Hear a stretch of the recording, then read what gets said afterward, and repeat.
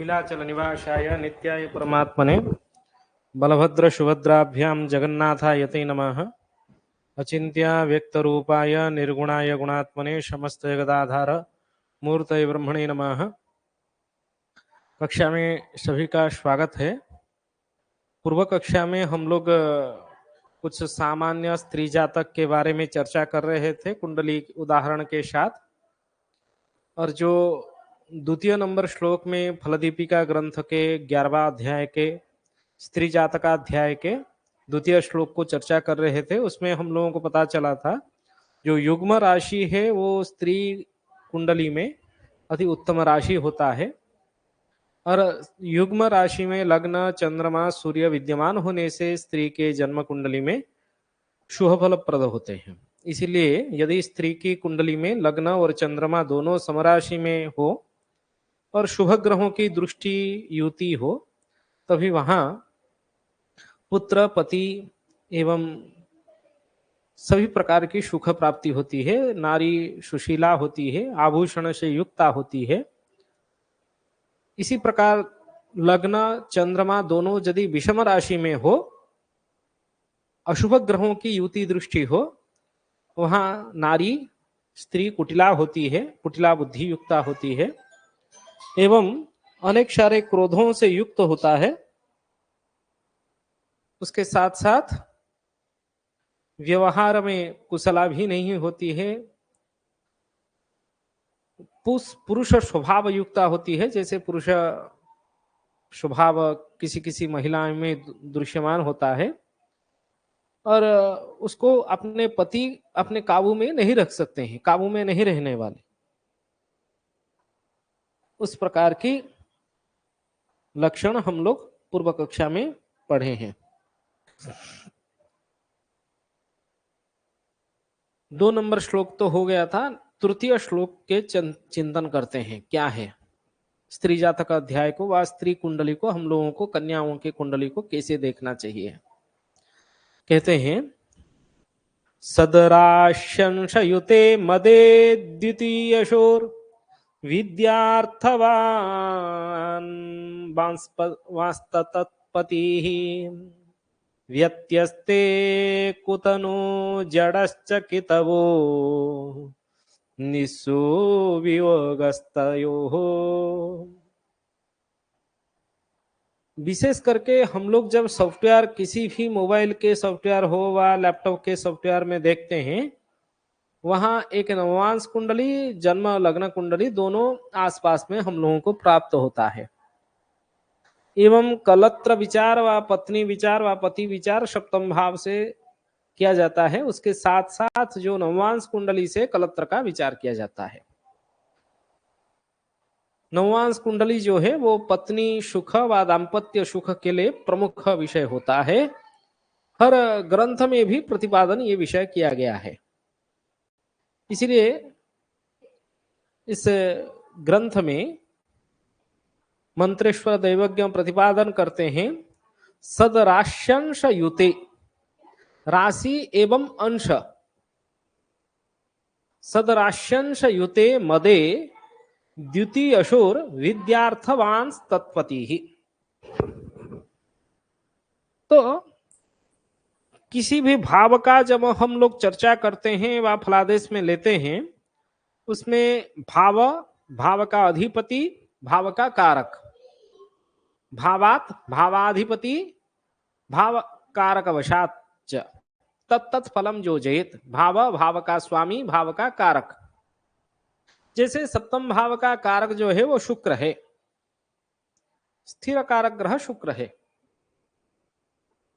यहां और एक विषय जुड़ गया स्त्री जातक अध्याय में, नववांश। यद राशि अंश युते मदे द्वितीयशोर विद्यार्थवान तत्पति ही। यदि सप्तम में सत राशि, सत राशि मतलब उत्तम राशि व शुभ ग्रहों की जो राशि है, सदराशि उसको कह सकते हैं। शुभ ग्रह कहने से बृहस्पति, शुक्र, बुध, पूर्ण चंद्रमा, मतलब धनु मीन हो सकता है, मिथुन कन्या हो सकता है, वृष तुला, अथवा कर्क का चंद्रमा का कर्क। और शुभ ग्रहों से युत हो, शुभ ग्रहों से दृष्ट हो, सप्तम भाव लग्न से हो अथवा चंद्रमा से। क्योंकि हम लोग जब फलादेश पढ़े हैं पहले से, लग्न से सप्तम भाव से, लग्न से सप्तम भाव अथवा चंद्रमा से सप्तम भाव को हम लोगों को दृष्टि देना है। तो यदि सप्तम में सदराशि अंश युत हो, अंश कहने से नवांश बुझा जाएगा, समझा जाएगा, तो सप्तम भाव में कौन सा राशि है और कौन सा नवांश है, ये देखना अनिवार्य है, देखना चाहिए हम लोगों को सप्तम भाव। क्योंकि जब हम लोग विवाह मेलापक करते हैं, ज्यादातर हम लोग विवाह मेलापक करते वक्त क्या कहते हैं, केवल गुण मिलान करके छोड़ देते हैं। ऐसा नहीं करना चाहिए हम लोगों को। क्या करें ना, जन्म कुंडली में दोनों के सप्तम भाव का स्वामी आपस में यदि मित्रता हो तभी वहां दाम्पत्य जीवन में सुख निश्चित होता है। तो केवल सप्तम भाव के अधिपति में मित्रता होने से दाम्पत्य जीवन सुख होगा क्या? ऐसा भी नहीं है। वहां हम लोगों को नववांश कुंडली भी देखना चाहिए। यदि नववांश कुंडली में सप्तम भाव शुभ राशि से युत हो, शुभ ग्रहों से दृष्ट हो, दोनों की दोनों कुंडली में, तभी वहां चिंता करने की विषय नहीं है, पत्नी पति दोनों में। इसी प्रकार जब कन्याओं की कुंडली हम लोग देख रहे हैं, नारियों की कुंडली, उसमें नवमांश सत राशि से व शुभ ग्रहों से, शुभ राशियों से युक्त हो, शुभ ग्रहों के दृष्ट हो, तो वहां स्त्री जो होती है वो सौंदर्य युक्ता होती है। ये कहते हैं सदराश्यंश युते मदे, मदे नाम सप्तम भावे, अंश मतलब नवांश, यश युतिर यश विद्या अर्थ वान तत्पति ही, उसके स्वामी वो स्त्री तो सौंदर्य होता है, यश विद्या तथा धन से युक्त होता है। उसके बाद कहते हैं यदि सप्तम भाव शुभ ग्रहों से युक्त हो, तभी उसके पति भी, स्वामी भी अर्थवान होता है, धनवान होता है, विद्यावान होता है, यश कीर्ति से युक्त होता है। इसको उल्टा दीजिए, व्यत्यस्ते, व्यत्यस्ते मतलब विपरीत कर दीजिए। कुतनुर जड़श्च कितबो निस्वह वियोगस्तयोः, तयोः वियोगः, पति पत्नी दोनों का वियोग हो जाएगा। पहले कहते हैं यदि उसके विपरीत हो जाए, विपरीत का अर्थ क्या हुआ, उदाहरण समझेंगे, पहले नोट्स बना लेते हैं। यदि उसका उल्टा हो जाए, अर्थात सप्तम भाव के ऊपर अशुभ राशि में सप्तम भाव विद्यमान हो, जैसे शनि का राशि कुंभ राशि अथवा मकर राशि हो, मंगल के राशि मेष अथवा वृश्चिक हो, अशुभ ग्रहों की राशि हो, एवं अशुभ नववांश में विद्यमान हो, नववांश कुंडली में हम लोग देखें तो वो भी, वहां भी अशुभ राशि है, दोनों तरफ यदि अशुभ राशि है,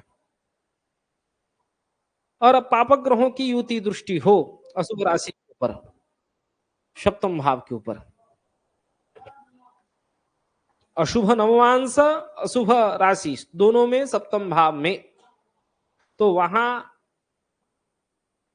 उस महिला के जो शरीर होता है, कुतनु, उसका जो सौंदर्य नहीं होता है, कुत्सित शरीर वाली होती है, उसका पति भी मूर्ख होता है, और पति जो होता है वो चालाक, जैसे निर्धनी जैसा उसको पति मिलेगा, और दोनों का पति पत्नी का वियोग भी होगी, वो किताबों भी होगा जो ऐसे चालाक जैसा कार्य करेगा, एक तो निर्धनी होगा, उसके साथ मूर्ख भी होगा और चालाक भी होगा। ये दोनों लक्षण। उसके बाद आप देखिए, इसमें एक श्लोक में कहते हैं मंत्रेश्वर दैवज्ञ, आग्नेयैर मदन स्थितिश्च विधवा। ये आग्नेयैर बहुवचन का प्रयोग किया गया है। आग्नेय अग्नि तत्व से युक्त, आग्नेय अग्नि तत्व से युक्त ग्रह जो है वो मंगल है।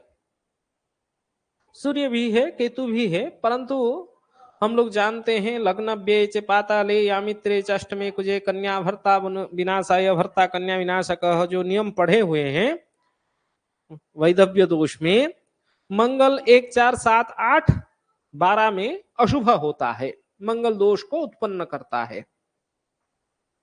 उसी प्रकार यदि हम लोग किसी महिला की कुंडली देख रहे हैं,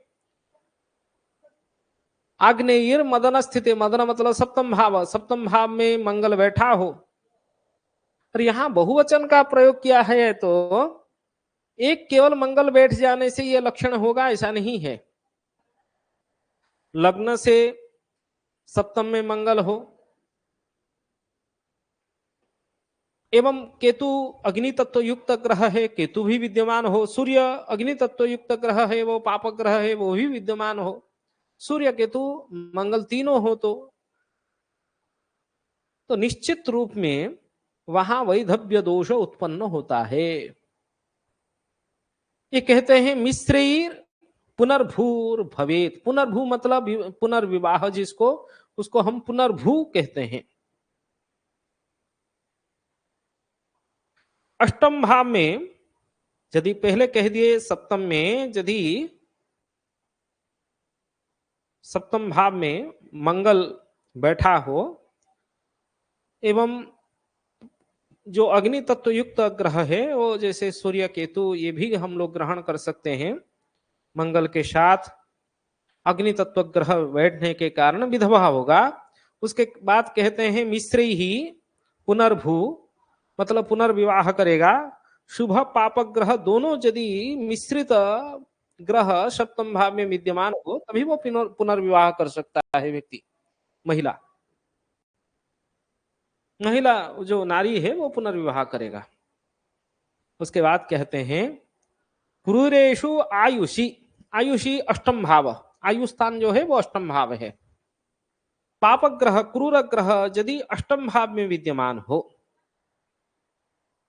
तो भर्तुहंत्रा, भर्तुहंत्रा मतलब पति का,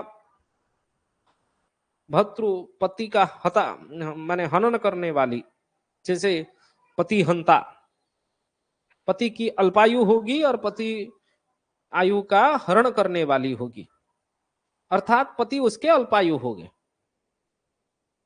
इसी प्रकार अष्टम का जो द्वितीय भाव होता है, जो सप्तम भाव होता है वो लग्न का द्वितीय स्थान है। उसके बाद कहते हैं धने शंत स्वयं स्त्री मूर्ति ही, अष्टम भाव में पापग्रह विद्यमान है एवं धन स्थान में द्वितीय भाव में शुभ ग्रह हो, द्वितीय भाव में लग्न से दूसरे भाव में भी शुभ ग्रह हो, तो वहां स्वयं स्त्री मृत्यु ही, अशुभ ग्रहों के प्रभाव से तो स्वयं स्त्री का भी मृत्यु होता है। एक तो अल्पायु पति होता है यदि अष्टम में पापक ग्रह विद्यमान हो। उसके बाद कहते हैं अष्टम का सप्तम भाव जो लग्न का द्वितीय भाव होता है उसमें यदि पापक ग्रह हो तभी स्वयं का मृत्यु होगा, यदि मिश्रित हो जाए तभी वहां स्वयं का मृत्यु ही नहीं हो सकता है, ये लक्षण है। तो इस श्लोक में हम लोग 4 लक्षण पढ़े हैं। इन चारों की चारों लक्षण को इस कुंडली में पहले हम लोग चर्चा कर लेते हैं। कुंडली सभी के सामने खुल गया होगा। यहां पूर्व कक्षा में भी यही कुंडली हम लोग देखे थे। सिंह लग्न की कुंडली, सप्तम में मंगल विद्यमान है और मंगल के साथ गुरु विद्यमान है। अभी हम लोग पढ़े यदि सप्तम भाव में मंगल बैठा हो वैधव्य होगा, परंतु केवल तो मंगल नहीं है, मंगल के साथ गुरु भी बैठा हुआ है। तो पुनर्भू, पुनर्भू मतलब पुनर्विवाह करेगी। सप्तम में शुभ पाप दोनों होने पर वो पुनर्विवाह करने वाला होगा। एवं अष्टम में यदि क्रूर ग्रह, यहां जैसे अष्टम में राहु बैठा हुआ है, अष्टम में राहु है तो द्वितीय में केतु है। राहु को छाया ग्रह के रूप में हम लोग ले सकते हैं।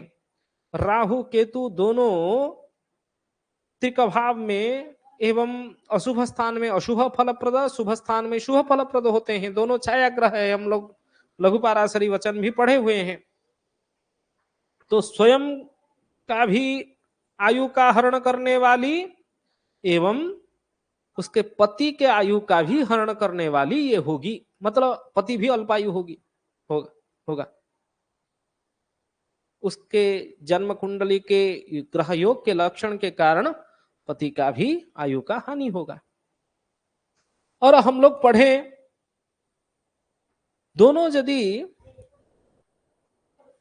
शम राशि में हो, जैसे लग्न एवं चंद्रमा, तभी स्त्री जातक के लिए उत्तम है। लेकिन यहां सिंह लग्न है और चंद्रमा वृष राशि में है, तो एक समराशि में एक भी समराशि में, तो संपूर्ण शुभ फल प्रदायिका ये नारी नहीं है। दोनों सम राशि में होते तो संपूर्ण पुत्र सुख प्राप्त होता, पति सुख भी प्राप्त होता, सुशीला भी होता, आभूषण से युक्ता भी होता, लेकिन ये सब फल भी प्राप्त नहीं हुआ। और क्या पढ़े ना, लग्न कुंडली के सप्तम भाव को हम लोग देखना है एवं नववांश कुंडली के सप्तम भाव को देखना है। यहां लग्न वर्गोत्तम नववांश में चला गया है, क्योंकि जन्म कुंडली में लग्न सिंह का है, नववांश कुंडली में भी लग्न सिंह का है, इसलिए उसको वर्गोत्तम कहा जाता है। वर्गोत्तम यदि एक ही लग्न हो गया, सप्तम भाव भी वर्गोत्तम हो गया, 11-11। परंतु सप्तम भाव में कौन सा राशि नववांश कुंडली में है ना, राहु विद्यमान है। तो राहु विद्यमान होने के कारण ये राहु तो पाप ग्रह के रूप में गिनती हम लोग कर सकते हैं। कुंभ राशि भले ही शनि के राशि है, राहु के लिए मित्र का राशि है, परंतु राहु तो अशुभ ग्रह के रूप में हम लोग गिनती करते हैं। और हम लोग क्या पढ़े ना, सप्तम भाव शुभ ग्रहों से युत दृष्ट हो, शुभ ग्रहों से युत हो। जैसे लग्न कुंडली से सप्तम भाव देखे तो बृहस्पति मंगल यहाँ योग कारक ग्रह है, अशुभ ग्रह नहीं है, परंतु मंगल दोष कारक होता है सप्तम भाव में।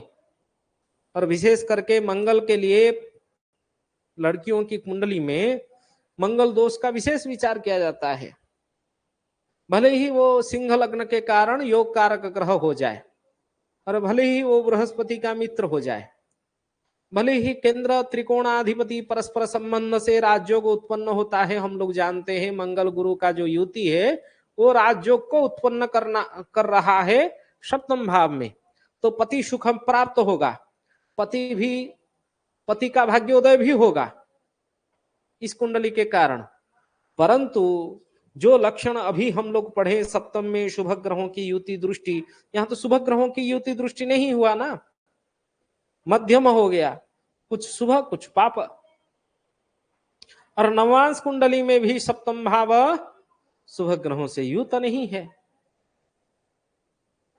राहु से युत है, इसलिए सौंदर्य युक्त में बाधा होगा, सौंदर्य में अल्प होगा, अल्पता दिखा देगी। यश कीर्ति में बाधा होगी, मतलब यश कीर्ति बीच बीच में यश कीर्ति में भी बाधा उत्पन्न होगी। विद्या मध्यम धरण का होगा, विद्या अति उच्च स्तर का नहीं हो सकता है। उसके पति भी, स्वामी को भी विद्या उसी तरह प्राप्त होगी, संपूर्ण सुख प्राप्त नहीं होगी। और धन से भी युक्त पति प्राप्त नहीं होगा, मतलब उसके स्वामी भी जो है वो उसके पति जो है वो भी यश कीर्ति सौंदर्य से संपूर्ण पूरा पूरा नहीं होगा, 100% उसको प्राप्त नहीं होगा। ये लक्षण हम लोगों को समझे आ रहा है। और उल्टा हम लोग विचार करते हैं, यदि पापक ग्रहों की युति दृष्टि हो जाए सप्तम भाव के ऊपर, जैसे यहां इस कुंडली में, सिंह लग्न की कुंडली में सप्तम भाव के ऊपर पापक ग्रहों की दृष्टि है क्या? ना, नहीं है। ना किसी भी ग्रह का दृष्टि, पूर्ण दृष्टि जो हम लोग विचार करते हैं, ऐसे तो शनि बुध सूर्य जो बैठे हुए हैं उनका तृतीय दृष्टि है, क्योंकि चतुर्थाष्ट पूर्णम पश्यति दशम तृतीय नवपंचमे चतुर्थाष्टमे कलत्रम च पश्यन्ति पादवृद्ध्या फलानि च पृच्छन्ति। ये नियम हम लोग पढ़े हैं। चतुर्थ अष्टम स्थान को सभी ग्रहों का तीन पाद दृष्टि है, त्रिपाद दृष्टि, जिसको 45% दृष्टि कहते हैं, ये 75% दृष्टि कहते हैं। 45 कला, 45 कला, मतलब शनि बुध सूर्य का 75% दृष्टि मंगल गुरु के ऊपर सप्तम भाव के ऊपर है। शुक्र का द्विपाद दृष्टि है, तो बिल्कुल दृष्टि नहीं है ऐसा भी हम लोग विचार नहीं कर सकते हैं। शुक्र भले ही द्विपाद दृष्टि, शुक्र शुभ ग्रह है, परंतु शनि बुध सूर्य जो है वो शुभ ग्रह नहीं है।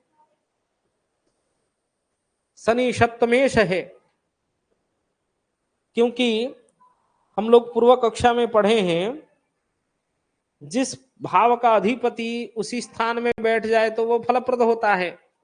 यहां तो शनि उस स्थान में नहीं बैठा है ना, वृश्चिक राशि में।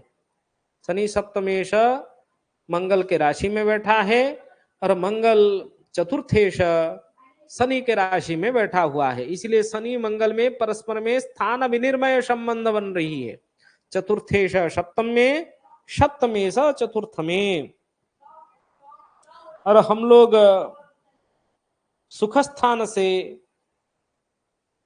सतीत्व का विचार करते हैं। पूर्व कक्षा में हम लोग पढ़े हैं, सुखात सतीत्वम सुखात।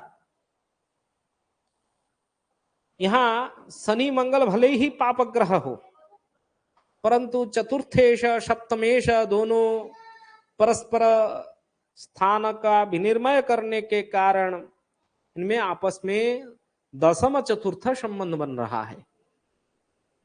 और फलादेश प्रारंभ करते वक्त में एक केंद्र संबंध सबसे महत्वपूर्ण संबंध कहा था, और उसमें विशेष संबंध क्या बोला था ना? दशम संबंध जो होता है, हमेशा कोई भी ग्रह अपने दशमस्थ ग्रह के ऊपर अंडर चलता है। जैसे मंगल गुरु शनि बुध सूर्य के अनुसार चलेंगे। शनि सप्तमेश है, इस कारण से सतीत्व की जो पराकाष्ठा है वो निश्चित होगा, भले ही पापक ग्रहों का प्रभाव हो। हम लोग पढ़े हैं, पापक ग्रहों का संबंध होने से अशुभत्व का विचार हम लोगों को करना है, लेकिन इस कुंडली में नहीं होगा। भले ही शनि पापक ग्रह हो, परंतु मंगल जो चतुर्थेश है, चतुर्थेश सप्तमेश परस्पर स्थान विनिर्मय संबंध होने के कारण, और बृहस्पति मंगल युति के कारण, विशेष करके सूर्य एक आत्मकारक ग्रह एवं लग्नेश है। लग्न जो होता है वो जन्म कुंडली में सबसे प्रमुख होता है। एवं वृष जन्म राशि है, वृष राशि से सप्तम में ये तीनों की तीनों पाप ग्रह बैठे हुए हैं। एक पक्ष में देखें तो इस कुंडली में शनि, सूर्य, मंगल, गुरु, इन चारों में, बुध को छोड़ दीजिए, बुध को छोड़ने के बाद इन चारों में आपस में एक आंतरिक संबंध बन रहा है। सूर्य लग्नेश, शनि सप्तमेश, मंगल केंद्र त्रिकोण उभय स्थान का अधिपति, बृहस्पति पंचमेश, इनका एक केंद्र त्रिकोणाधिपति का एक आंतरिक संबंध जो बन रहा है वही संबंध सबसे महत्वपूर्ण संबंध बन जा रहा है। उसी कारण से इसमें पापक ग्रहों का प्रभाव होने के बाद भी असत्य का लक्षण लक्षित नहीं होगा,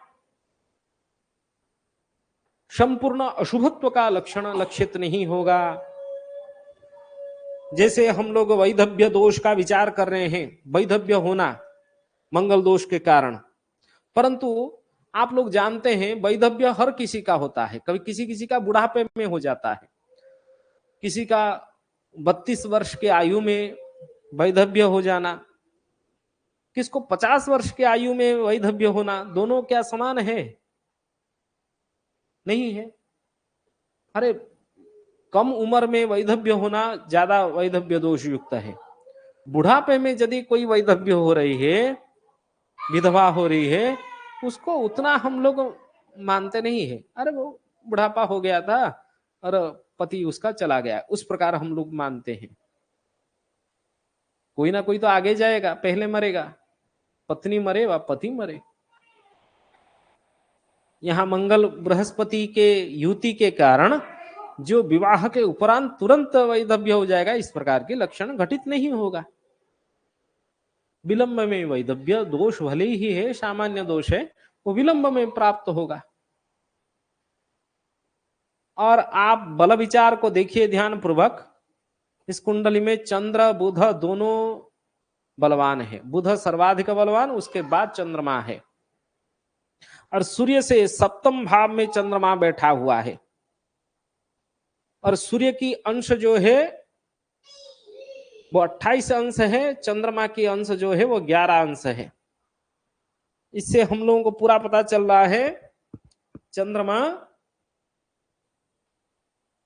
सूर्य से षड राशि के बाद सप्तम राशि में होने के कारण एवं 11 अंश में होने के कारण सूर्य 28 अंश में होने से चतुर्दशी तिथि में, चतुर्दशी या त्रयोदशी के अंतिम समय में जन्म हुआ है ना, चतुर्दशी तिथि में जन्म है, क्योंकि 28/11 हाँ चतुर्दशी तिथि में जन्म है। तो चतुर्दशी शुक्ल पक्ष की चतुर्दशी जो है वो पूर्ण चंद्रमा है। चंद्रमा बलवान होने से मनोबल भी वृद्धि होगा। और हमेशा हम लग्न अथवा चंद्रमा को लग्न मान के भी विचार कर सकते हैं। यदि लग्न चंद्रमा में जो बलवान हो उसी से सप्तम का विचार करते हैं। तो यहाँ चंद्र को लग्न मानेंगे तो चंद्र कुंडली में दिखा देता हूं, ये आपके सामने चंद्र कुंडली में दिखा रहा हूं। यदि चंद्र कुंडली को आप लोग देखेंगे, चंद्र लग्न होगा तो सप्तम में शनि सूर्य बुध होगा। इस लक्षण के अनुसार हम लोगों को फलादेश करना पड़ेगा। यहां शनि सूर्य बुध ये तीनों का पापत्व का प्रभाव हम लोगों को विचार करना है। उसके बाद मंगल शनि में भी यहां भी स्थान विनिमय संबंध, और बृहस्पति सप्तमेश के साथ बृहस्पति दशमस्थ है। ये भी यहां वृष लग्न के अनुसार देखे तो शनि भी योग कारक ग्रह हो जाएगा, और शनि योग कारक नवमेश दशमेश होने से उसको भी दोष नहीं लगेगा। चंद्र कुंडली के हिसाब से आप लोग देखेंगे तो जैसे सिंह लग्न के हिसाब से मंगल केंद्राधिपति त्रिकोणाधिपति है, वैसे ही वृष लग्न के हिसाब से आप शनि को देखेंगे तो वह केंद्र त्रिकोण का अधिपति होगा। शनि भले ही पापक ग्रह हो परंतु उसको दोष प्राप्त नहीं होगा। हम लोग तो एक ही पक्ष देख के केवल फलादेश नहीं करेंगे ना, हर पक्ष को एक एक करके विचार हम लोगों को करना है। एवं सूर्य चतुर्थेश है, चतुर्थ स्थान से साध्वी का विचार करते हैं हम लोग।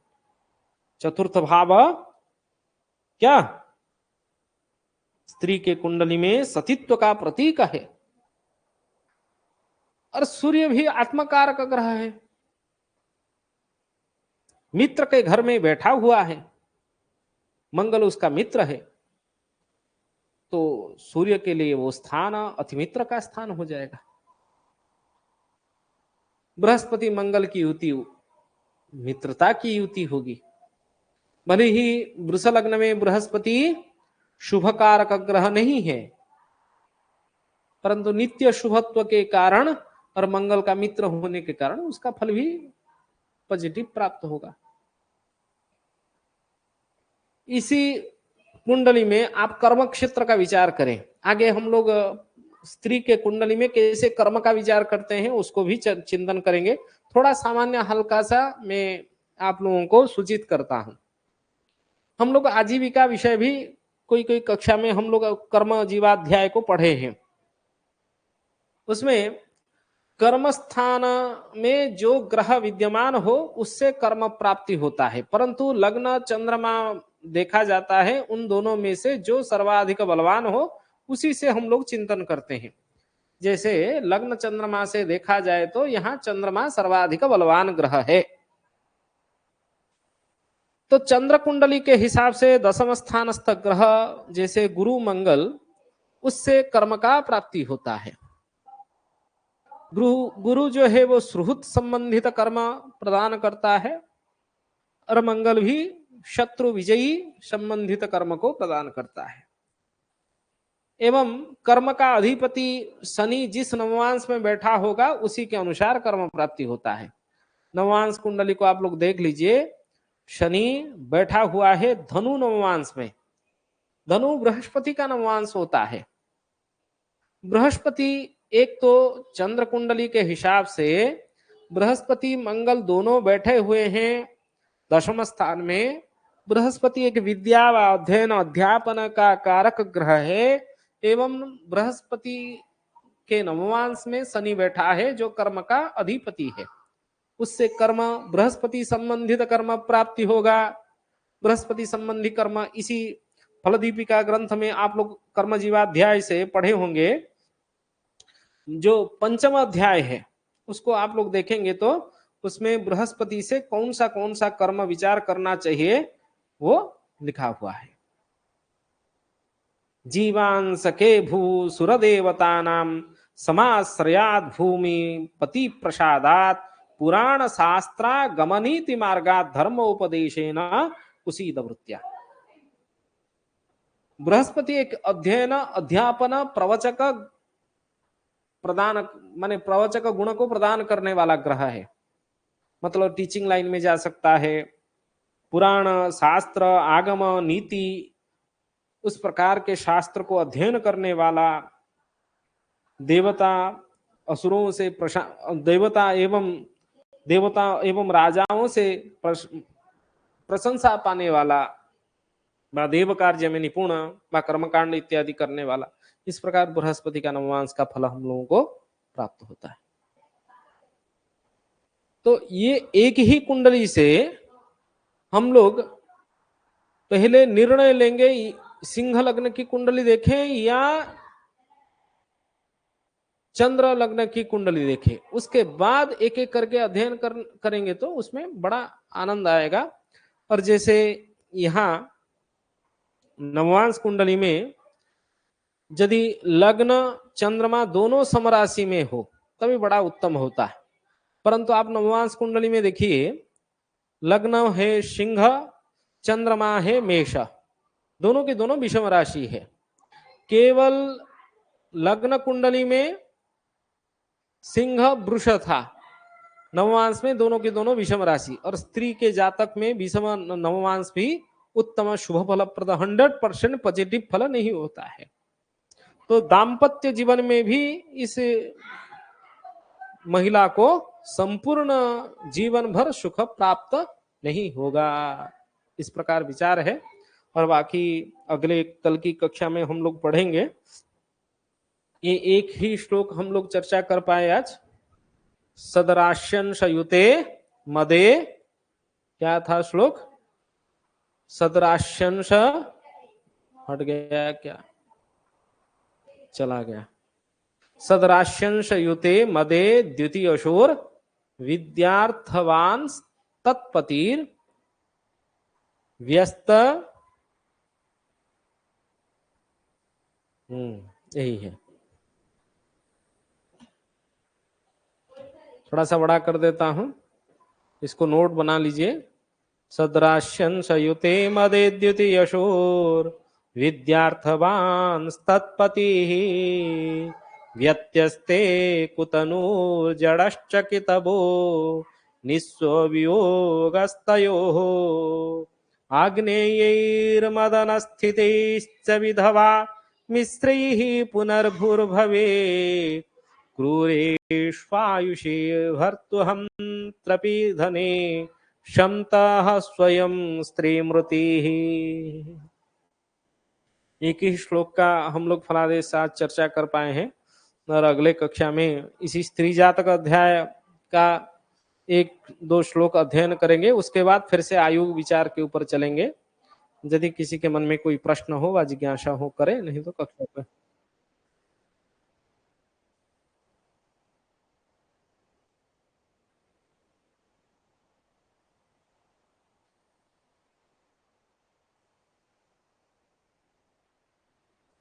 जैसे सदराशि अंश युते, अंश मतलब राशि मतलब जन्म कुंडली में सप्तम भाव का, मदे मतलब सप्तम भाव,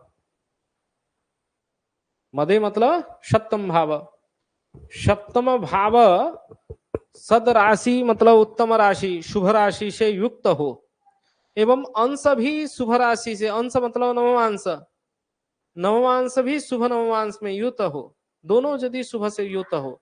जैसे हम लोग ये कुंडली विचार किए, लग्न से सप्तम भाव शुभ ग्रहों से युक्त नहीं है, यहाँ कुंभ राशि है, कुंभ राशि शुभ राशि नहीं है एवं शुभ ग्रहों से युक्त नहीं है। शुभ ग्रह दोनों, मंगल तो शुभ ग्रह नहीं है ना, नित्य शुभ ग्रह नहीं है, केवल गुरु एक पॉजिटिव राशि ग्रह है। एवं नवमांश कुंडली में भी देखे तो वही कुंभ हुआ अशुभ राशि हो गया। राहु, हाँ नवमांश में भी सप्तम देखना है। मदे कहा है ना श्लोक में, मदे, मदे मतलब सप्तम भावे, नवमांश कुंडली में भी सप्तम भाव और लग्न कुंडली में भी सप्तम भाव को देखना है। ठीक है। तद युति यशो विद्यार्थवान तत्पति ही, यदि शुभ ग्रहों की युति हो, दृष्टि हो, सप्तम भाव लग्न कुंडली में भी एवं नवमांश कुंडली में भी, उसके जो पति होता है, स्वामी होता है, वो यश, विद्या, अर्थ, धनवान, ये सब प्रकार की लक्षण से युक्त होता है स्वामी उसका। हाँ, नवमांश में भी आप ग्रहों का दृष्टि भी देखेंगे। जैसे यहाँ केवल बुध का पंचम दृष्टि है और शनि का पूर्ण दृष्टि है। जो नवमांश का सप्तमेश है शनि, उसका पूर्ण दृष्टि है। सप्तमेश अपने घर को देखने से एक पॉजिटिव होता है, भले ही वो पाप ग्रह हो। हम लोग पूर्व में विचार किए हैं इस विषय को, एक नंबर श्लोक में बताया है। और किसी का दृष्टि नहीं है, उससे शनि का दृष्टि लाभदायक हुआ एवं लग्न कुंडली में बृहस्पति का युति लाभदायक हुआ। और दूसरा द्वितीय पक्ष को देखा जाए, केवल चंद्र कुंडली ही मुख्य होगा। द्वितीय पक्ष में क्या है, चंद्र कुंडली ही मुख्य होगा। नवमांश कुंडली ठीक है, परंतु लग्न कुंडली में हम लोगों को चेंज करना पड़ेगा। लग्न कुंडली में हम लोग चंद्र कुंडली को मानेंगे, चंद्र कुंडली को मानेंगे तो चंद्र से सप्तम भाव को देखेंगे, चंद्र से सप्तम भाव को देखेंगे तो शनि सूर्य बुध को देखेंगे, और सूर्य जो है वो चतुर्थेश होगा। शनि जो होगा वो केंद्र त्रिकोण का अधिपति होने के कारण ये संपूर्ण अशुभ ग्रह नहीं होगा। जैसे यहाँ मंगल लग्न कुंडली के अनुसार केंद्राधिपति त्रिकोणाधिपति होने के कारण योग कारक ग्रह है, वैसे वृष लग्न में शनि योग कारक ग्रह है, उससे उसका अशुभत्व नष्ट होता है। तो शनि सूर्य की युति जो है वो अशुभत्व को नष्ट करने वाला होगा।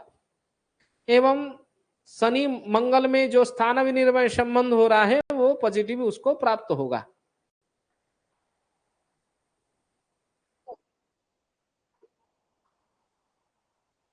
हाँ, चंद्र कुंडली हम लोग क्यों देखे, क्योंकि इस कुंडली में चंद्रमा लग्न के अपेक्षा अधिक बलवान है, इसीलिए हम लोग चंद्र कुंडली को देखें।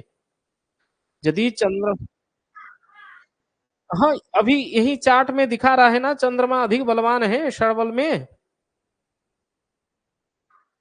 लग्नाधिपति सूर्य, सूर्य चंद्रमा के अपेक्षा अत्यधिक निर्बल है, एवं यहीं से पता चल रहा है चंद्रमा पूर्ण चंद्रमा है एवं वृष राशि में उच्चस्थ होता है, उसको स्थान बल भी प्राप्त हो जाता है, उस कारण से चंद्रमा अधिक बलवान हो गया। ठीक है, एक एक करके। हाँ हाँ, इसीलिए चंद्र कुंडली को हम लोगों को प्राधान्य देना है और चंद्र कुंडली के अनुसार फलादेश को देखना है। ठीक है।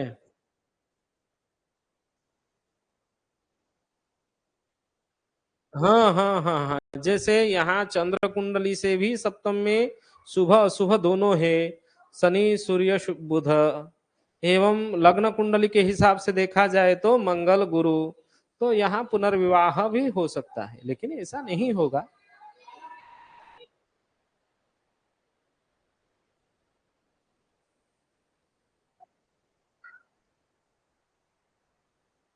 तो उस कुंडली को ग्रुप में भेज दीजिए, थोड़ा सा मैं चर्चा में, नहीं तो मुझे पर्सनल भेज दीजिए, मैं थोड़ा सा देख के चर्चा कर लूँ उसको।